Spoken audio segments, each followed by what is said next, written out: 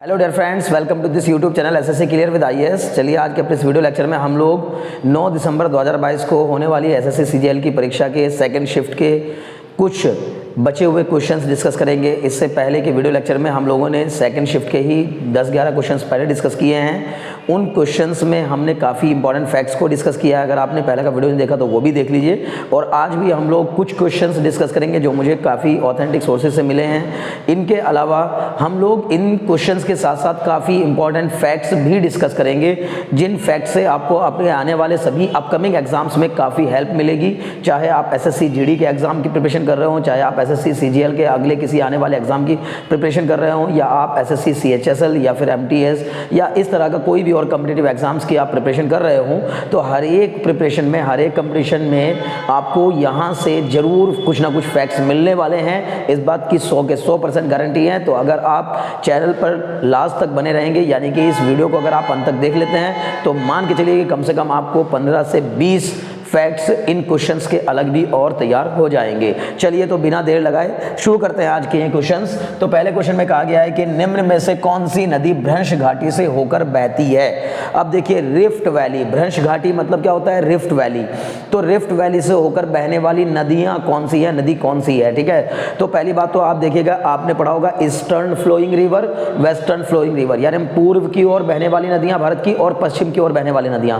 तो पश्चिम की ओर बहने वाली नदियों में मेन दो नदियां हैं आपकी, नर्मदा और ताप्ती, और दोनों ही नदियां जो है वो आपकी रिफ्ट वैली से होकर बहती हैं, यानी कि भ्रंश घाटी से होकर बहती हैं। तो आपको ऑप्शन में दे रखा था नर्मदा, तो इसका सही आंसर क्या हो जाएगा, नर्मदा हो जाएगा, ठीक है ना। नर्मदा और तापी जो होती है ये वेस्टर्न फ्लोइंग रिवर हैं, मतलब पश्चिम की ओर बहने वाली नदियां हैं। और नर्मदा का जो सोर्स है वो अमरकंटक है, ये आपको पता होगा, ठीक है ना। अमरकंटक जो है वो नर्मदा का सोर्स है। सोर्स मतलब कहाँ से निकलती है। अगर मान लीजिए अब इसी क्वेश्चन को दूसरे तीसरी तरीके से पूछेगा तो पूछ सकता है कि बताइए नर्मदा नदी का उद्गम स्थल क्या है, यानी कहां से वो स्टार्ट होती है, कहां से उसका सोर्स है, कहां से ओरिजिनेट होती है, तो ये पूछ सकता है। तो नर्मदा नदी का जो उद्गम स्थल है वो अमरकंटक है, और अमरकंटक से निकल करके नर्मदा जो है वो भ्रंश घाटी से होते हुए पश्चिम की ओर फ्लो करती है, ठीक है। तो चलिए पहला क्वेश्चन हो गया। दूसरे क्वेश्चन की तरफ बढ़ते हैं। इसमें कहा है कि हरित क्रांति का संबंध किस फसल से है। देखिए, जो आपका ग्रीन रिवॉल्यूशन हुआ था, पहली बात तो रिवॉल्यूशन आपको सारे पढ़ लेने चाहिए, green revolution, red revolution, yellow revolution, जो जितने भी रिवॉल्यूशंस हैं, ठीक है ना, ब्लू रिवॉल्यूशन, ठीक है, वो सब पढ़ लेने चाहिए। जैसे आपसे कोई पूछ ले नीली क्रांति किससे संबंधित है, तो मछली पालन से, मत्स्य पालन से संबंधित है। तो नीली क्रांति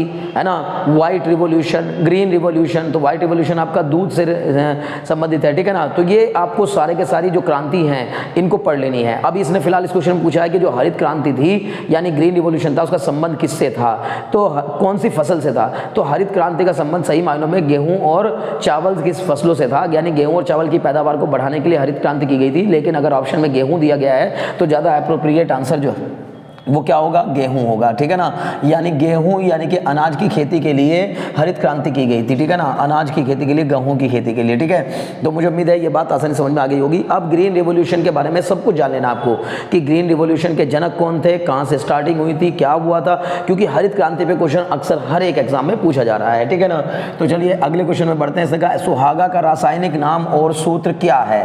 तो सुहागा का हमें रासायनिक नाम बताना है और सूत्र बताना है। देखिए, सुहागा का जो रासायनिक नाम है वो बोरेक्स होता है, ठीक है ना। सुहागा का रासायनिक नाम बोरेक्स होता है, बोरेक्स, ठीक है। इंग्लिश में ऐसे लिखेंगे BORX, बोरेक्स, ठीक। और इसका जो सूत्र होता है यानी फॉर्मूला होता है वो होता है Na2B4O7 × 10H2O, Na2B4O7 × 10H2O। ये आपको ध्यान रखना है, ठीक है। यानी कि सुहागा का रासायनिक नाम बोरेक्स और उसका केमिकल फॉर्मूला Na2B4O7 × 10H2O। आप एसएससी सीजीएल 2022 की परीक्षा का कोई भी शिफ्ट, कोई भी एग्जाम उठा के देख लीजिए, कोई ऐसी शिफ्ट नहीं की है जिसमें हर एक एग्जाम में उसने एक केमिकल फार्मूला आपसे ना पूछा हो। तो केमिस्ट्री के कम से कम 2 से 3 क्वेश्चन हर एग्जाम में पूछ रहा है, ठीक है ना। जबकि ज्यादातर क्या हुआ करता था, पहले बायोलॉजी के क्वेश्चंस ज्यादा आया करते थे, लेकिन अब की बार जो है ना केमिस्ट्री के क्वेश्चंस का ज्यादा कुछ क्रेज रहा है, ठीक है ना। तो केमिस्ट्री के क्वेश्चंस पर आप फोकस करिए और उनमें ज्यादा कुछ भी नहीं करना है, केवल आपको केमिकल नेम याद कर लेने हैं, कुछ केमिकल फॉर्मूले याद कर लेने हैं, कुछ आपको जो है छोटी छोटी प्रॉपर्टीज याद कर लेनी है। जैसे डायमंड की प्रॉपर्टीज क्या क्या होती हैं।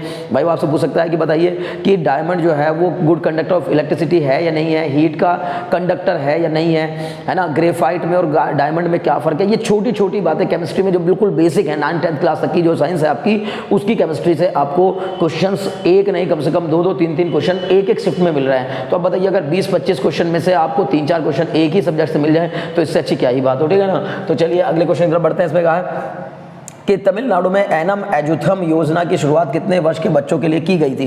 तो तमिलनाडु में एनम एजुथम नाम की योजना शुरू की गई है कोविड के बाद, यानी कि कोविड-19 के इम्पैक्ट को थोड़ा सा कम करने के लिए बच्चों की जो लर्निंग एबिलिटी थी, यानी कि बच्चों की जो सीखने की क्षमता थी, वो थोड़ा सा कोविड की वजह से इम्पैक्ट हुई थी, ठीक है ना, उस पर असर पड़ा था।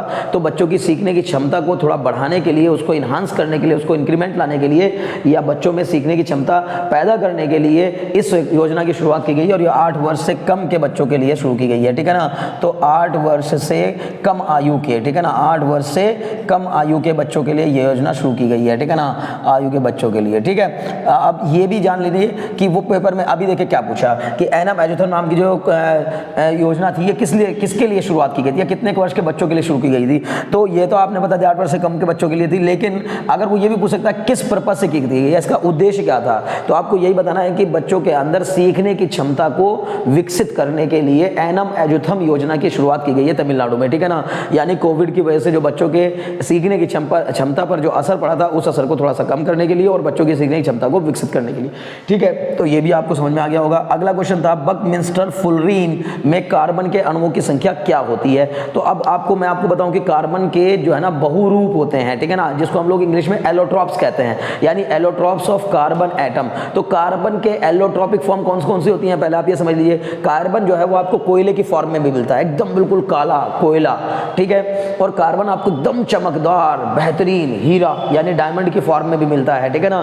तो कार्बन के एलोट्रॉप्स कौन से हो गए, कोल होता है, डायमंड होता है, ग्रेफाइट होता है, बकमिंस्टर फुलरीन होता है। तो आपको ये 4 एलोट्रॉप्स कार्बन के याद कर लेना है। यही क्वेश्चन बहुत बार आपके एग्जाम में पूछा जाता है कि बताइए इनमें से कौन सा कार्बन का अपर रूप नहीं है, यानी कि बहुरूप या अपर रूप नहीं है, एलोट्रॉप्स नहीं है, ठीक है ना। तो एलोट्रॉप्स को अपर रूप भी कहते हैं और बहुरूप मतलब बहुरूप या कई सारे रूप में पाई जाने वाली जो चीज होती है उसको बहुरूपीय कहते हैं। तो कार्बन के जो एलोट्रॉप्स हैं वो चारों के चारों एलोट्रॉप्स में से 4 ऑप्शन देकर के एक कोई और दे देगा।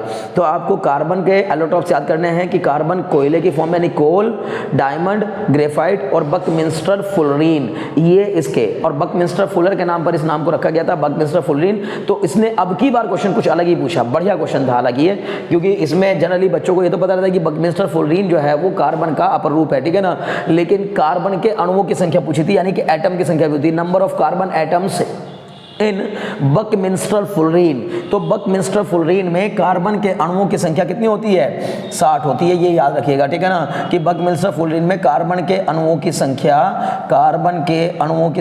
ठीक है ना, कितनी होगी, 60 होगी, ठीक है। कार्बन के अणुओं की संख्या 60 है, ठीक है ना, पहली बात तो ये। और दूसरी बात आपको कुछ ये याद कर लेना है कि कार्बन के जो है वो कौन से, एक तो कार्बन का अपर रूप कोयला होता है, एक आपका डायमंड यानी कि हीरा होता है, एक आपका जो है वो ग्रेफाइट होता है, ग्रेफाइट जो पेंसिलों में आपने देखा होगा, है ना, तो ग्रेफाइट होता है, और एक ये जो आपको मैंने बताया चौथा बकमिंस्टर फुलरीन होता है। तो मुझे उम्मीद है बात समझ में आ गई होगी, ठीक है ना। फिर अगले क्वेश्चन पूछा गया कि चाणक्य किसके दरबार में थे। तो चाणक्य जो है उनको कौटिल्य और विष्णुगुप्त के नाम से भी जाना जाता है। देखिए ये क्वेश्चन जो है वो जनरली, मैं फिर कह रहा हूँ कि एक क्वेश्चन के साथ आपको कम से कम 2 से 3 क्वेश्चन तैयार करने हैं। कई बार पूछा गया है कि चाणक्य को और किस नाम से जाना जाता है, तो चाणक्य को कौटिल्य के नाम से भी जाना जाता है और चाणक्य को ही विष्णुगुप्त के नाम से भी जाना जाता है। तो विष्णुगुप्त जो है और चाणक्य वो चंद्रगुप्त मौर्य के दरबार में थे, ठीक है ना, चंद्रगुप्त मौर्य के दरबार में थे, ठीक है, चंद्रगुप्त मौर्य। ये बिल्कुल याद रखेंगे, बहुत इंपॉर्टेंट फैक्ट है कि चंद्रगुप्त मौर्य के दरबार में थे कौन, चाणक्य। और ये चाणक्य जो थे चंद्रगुप्त मौर्य के महामंत्री थे, यही कह लीजिए कि सलाहकार थे। ये सबसे बड़ी मतलब जो करीबी पावर थे चंद्रगुप्त मौर्य की, वो सबसे बड़ी पावर कौन थे, चाणक्य थे, ठीक है ना। तो ये तो सभी को खैर पता होता है, काफ़ी इंपॉर्टेंट फैक्ट है। तो अगले क्वेश्चन की तरफ बढ़ते हैं। इसमें कहा अगस्त 2022 में किस भारतीय खिलाड़ी को उत्तराखंड का ब्रांड एम्बेसडर नियुक्त किया गया। यानी कि 2022 में अभी उत्तराखंड राज्य ने अपना ब्रांड एम्बेसडर किसको घोषित किया है, किस भारतीय खिलाड़ी को घोषित किया गया है। तो ये इसका आंसर हो जाएगा ऋषभ पंत। आपको याद होगा कि ऋषभ पंत को जो है उत्तराखंड ने अभी, है ना, भारतीय क्रिकेटर ऋषभ पंत जो है उनको उत्तराखंड ने अपने ब्रांड एम्बेसडर के तौर पर नियुक्त किया है, ठीक है ना। तो ये करंट अफेयर का बेहतरीन क्वेश्चन था। अगले क्वेश्चन में पूछा गया कि आईसीसी T20 महिला विश्व कप 2020 का आयोजन कहां हुआ था, यानी कि जो आईसीसी T20 महिला विश्व कप हुआ था तो उसका आयोजन कहां हुआ था, तो इसका आयोजन हुआ था ऑस्ट्रेलिया में, यानी कि ये आपको काफी इंपॉर्टेंट फैक्ट के तौर पर याद रखना है कि इसका आयोजन कहां हुआ था, आईसीसी T20 का, ठीक है ना, ऑस्ट्रेलिया में हुआ था, ठीक। और इसमें विनर भी कौन था, विनर टीम भी ऑस्ट्रेलिया थी, और भारत जो है वो कौन से नंबर पर रहा था, सेकंड विनर, यानी उप विजेता के रूप में भारत था यहाँ पर, ठीक है ना। तो ये भी बहुत काम की बात है, ये भी आपको ध्यान रखनी कि आईसीसी T20 महिला विश्व कप का आयोजन कहाँ हुआ था, ठीक है ना। तो मुझे पूरी उम्मीद है कि आपको बात समझ में आ गई होगी। अगले क्वेश्चन की तरफ बढ़ते हैं। इसमें कहा बल का एसआई मात्रक क्या है, तो बल का एसआई मात्रक, देखिए जनरली उसने क्या किया, हर एक शिफ्ट में 1-2 क्वेश्चन जो है ना फिजिक्स के, 1-2 क्वेश्चन केमिस्ट्री के और 1-2 क्वेश्चन बायो के रख करके साइंस के 5-6 क्वेश्चन डाल दिए, और आपका कम से कम 25 में से जो है ना वो 6-7 क्वेश्चन जो है वो साइंस का बोलबाला हुआ। तो उसी तरह 1-2 क्वेश्चन, एक आध क्वेश्चन कंप्यूटर का कोई डाला, कभी ज़्यादा कंप्यूटर क्वेश्चन नहीं डालेगी, लेकिन साइंस के क्वेश्चंस काफ़ी हद तक पूछे गए हैं, ठीक है ना। हिस्ट्री के क्वेश्चन पूछे गए, ज्योग्राफी के क्वेश्चन पूछे गए, ठीक है ना। इकोनॉमिक्स के क्वेश्चन भी कहीं आए हैं, ज़्यादा नहीं है, बहुत ज़्यादा, ठीक है। तो इसलिए बहुत अगर आप देखेंगे तो एसएससी के पैटर्न को आप पकड़ लेंगे। जिन लोगों के बाद के शिफ्ट में पेपर हुए हैं, अगर वो जरा सा भी ध्यान दे लेते तो मैं उनको बता रहा हूँ कि पेपर की पूरी निचोड़ क्या है। सबसे ज़्यादा फोकस किया है नृत्यों पर, मतलब जो लोक नृत्य हैं, ठीक है ना, लोक नृत्य और शास्त्रीय नृत्य हैं। फिर उन्हीं नृत्यों से रिलेटेड नर्तकी और नृत्यांगनाओं पर ध्यान दिया गया है। फिर अवार्ड्स पर ध्यान दिया है बहुत ज़्यादा कि कौन सा अवार्ड किसको मिला और कब मिला। बहुत पुराने अवार्ड भी पूछे हैं, 2005 का, 2009 का, 2008 का, ये अवार्ड पूछे हैं। थीम्स पूछी हैं कई सारी कि योगा की थीम्स क्या है ना। 2018 में क्या थी, सॉरी 2016 की थीम क्या थी, 2020 की थीम क्या थी, ठीक है ना। अलग अलग तरीके से योगा की थीम्स पूछ ली हैं, ठीक है। यानी कि बहुत बिल्कुल एक सेट पैटर्न, एक सधाया अंदाज है, एकदम बिल्कुल क्रिस्टल क्लियर, वही सेम पैटर्न अप्लाई करके हर एक पेपर में उसने क्वेश्चंस डाले हैं, ठीक है। अगर मैं फिर आपको कह रहा हूं कि अगर आप थोड़ा सा दिल से प्रिपरेशन कर लेंगे तो ये मान के चलिए कि एसएससी जीडी का जो प्रिपरेशन है वो बहुत ही तगड़ा होने वाला है। बस आप चैनल को, अगर आपने अभी तक सब्सक्राइब नहीं किया है तो चैनल को सब्सक्राइब कर दीजिए। आपको ऐसी ही वीडियोस कंटिन्यूअसली मैं प्रोवाइड करता रहूंगा आपके एग्जाम तक और आपके एग्जाम के बाद तक भी, ठीक है ना। यानी जब भी आज आपकी पूरी प्रिपरेशन में मैं रहूंगा आपके साथ कि जीके, जीएस, रीजनिंग और आपके मैथमेटिक्स से रिलेटेड वीडियोस को लेकर के हम लोग इस चैनल पर आते रहते हैं। बेफिक्र होकर के आप इस चैनल को सब्सक्राइब करिए और बेल आइकन दबा दिए ताकि आपको हमारी आने वाली सभी वीडियोस का नोटिफिकेशन मिले और हम और आप ऐसे ही जो है ना चीज़ों को मजे के साथ पढ़ते रहें और आनंद लेते रहें। तो बल का एसआई मात्रक पूछा है, तो बल का एसआई मात्रक क्या होता है, न्यूटन होता है, ठीक है ना। ये तो सभी को पता होगा। और ये फैक्ट के साथ साथ आप न्यूटन के कुछ नियम भी याद कर सकते हैं कि न्यूटन का गति विषयक द्वितीयक नियम क्या था, या वो आपसे पूछ सकता है कि न्यूटन का जो जड़त्व का नियम था वो क्या था, यानी कि लॉ ऑफ इनर्शिया। तो अगर कोई वस्तु स्टेट ऑफ रेस्ट में है, यानी कि रुकी हुई अवस्था में है, तो वो रुकी ही रहना चाहती है। और अगर कोई वस्तु जो है वो यूनिफॉर्म वेलोसिटी से, मतलब एक समान गति से चल रही है, तो वो एक समान गति से लगातार चलती रहती है जब तक कि उस पर बाहर से कोई बल ना लगाया जाए। ये आपका न्यूटन का फर्स्ट लॉ ऑफ मोशन था, ठीक है ना। तो समझ में आ रही बात, एकदम सिंपल सा लॉ है। तो न्यूटन के कुछ लॉ हैं। एक तीसरा लॉ था कि न्यूटन का जो थर्ड लॉ, अगर पूछा जा सकता है कि न्यूटन का थर्ड गति विषयक तृतीय नियम क्या है, यानी कि Newton third law of motion, तो every action has equal and opposite reaction, मतलब क्रिया प्रतिक्रिया का नियम किसने दिया था, तो न्यूटन ने दिया था। अगर क्वेश्चन आ जाता है कि क्रिया प्रतिक्रिया का नियम किसने दिया था, तो क्रिया प्रतिक्रिया का नियम न्यूटन ने दिया था। तो मुझे उम्मीद है कि ये क्वेश्चन भी हो गया आपका। फिर उसने पूछा था घूमर किस राज्य का लोक नृत्य है, तो घूमर बताइए किस राज्य का लोक नृत्य है। मैंने आपको बताया कि नृत्य पे बड़ा फोकस किया है। क्वेश्चंस जो है ज्यादातर वो नृत्यों से पूछे गए, डांस से, डांस फॉर्म से और डांसर से, मतलब कला से, यानी आर्ट एंड कल्चर के क्वेश्चंस काफी डाल दिए गए हैं, ठीक है ना। तो घूमर कहाँ का लोक नृत्य है, तो घूमर राजस्थान का लोक नृत्य है। इसी तरह का एक क्वेश्चन इससे पहले भी एक शिफ्ट में पूछा गया था कि बताइए राजस्थान के किस लोक नृत्य, कुछ ऐसा था, वो कलबेलिया था, ठीक है ना। मतलब उसका जो आंसर था वो कलबेलिया था, क्योंकि राजस्थान का शायद किसी एक डांसर का नाम दिया गया था कि ये किस डांस से जो है ना रिलेटेड है, तो कलबेलिया डांस से रिलेटेड है। कलबेलिया जो होता है वहाँ पर वो एक सांप और नागों की तरह से डांस करने की एक फॉर्म होती है जिसको हम लोग क्या कहते हैं, कलबेलिया, राजस्थान की। तो ऐसे ही करके आपको और भी अलग डांस फॉर्म्स, अलग अलग स्टेट की जो छोटी छोटी डांस फॉर्म्स हैं, यानी कि लोक नृत्य हैं, उनको भी तैयार कर लेना है। तो अगर फिर से मैं आपको बताऊं तो सबसे इंपॉर्टेंट बात यह है कि आप फिजिक्स में कम से कम मात्रक, एसआई मात्रक सारे याद कर लीजिए। केमिस्ट्री में आप कुछ इंपॉर्टेंट केमिकल फॉर्मूले याद करिए। बायोलॉजी में कुछ आप इंपॉर्टेंट खोज याद करिए कि किस किसने क्या खोज की, जैसे विटामिन की खोज, आपका जो है ना सेल्स की खोज, ना यानी कि कोशिका की खोज किसने की। मतलब ये छोटे छोटे बेसिक क्वेश्चंस आप पीसीएम आपका पीसी भी आपका तैयार हो जाएगा।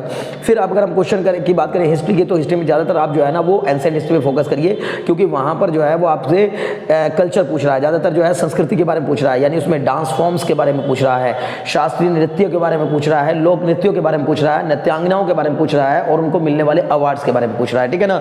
फिर इसके बाद में आपसे अगर मैं और बात करूँ तो कुछ बुक एंड ऑथर्स जो है वो इंपॉर्टेंट है, उनको याद कर लीजिए, वो आपके लिए काफ़ी इंपॉर्टेंट हो जाएंगे।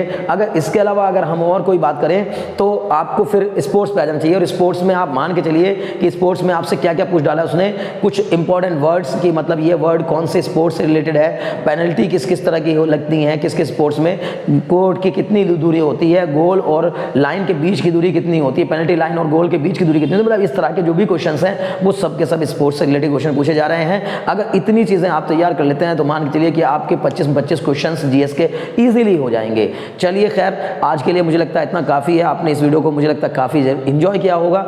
मिलते हैं फिर से अगली वीडियो में, फिर से बेहतरीन क्वेश्चंस लेकर। Very very thanks for watching.